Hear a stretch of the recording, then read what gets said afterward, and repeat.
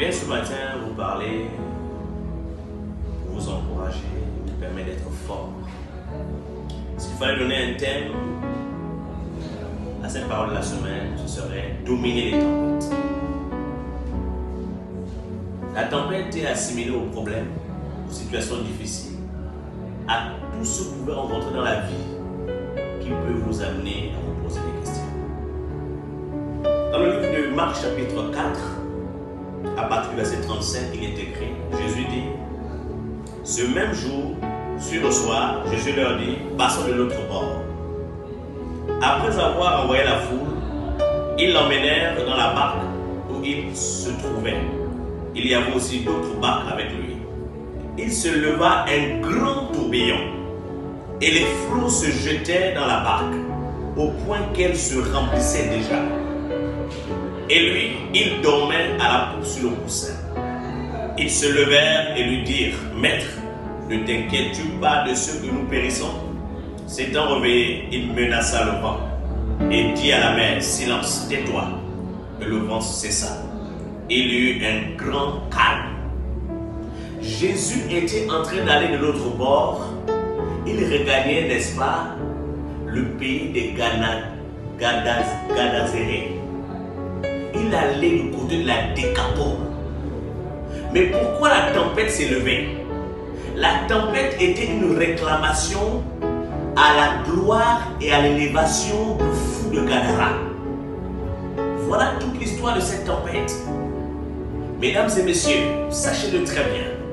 Lorsque la gloire commence, les tempêtes vont se lever. La tempête s'est levée en réclamation à la folie du fou de Gadara. Parce qu'il ne voulait pas que cet homme soit délivré de sa folie. Donc il voulait empêcher Jésus d'arriver à Gadara.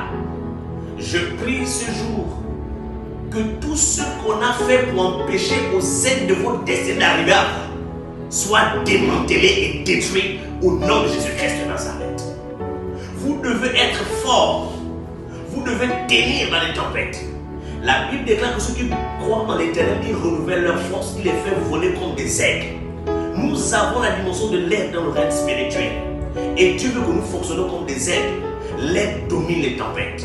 L'aide fonctionne dans les tempêtes. C'est quand la tempête, quand tous les oiseaux disparaissent, quand les animaux disparaissent, que l'aigle sort de sa cachette pour affronter la tempête. C'est la tempête qui fait ses plus grands exploits.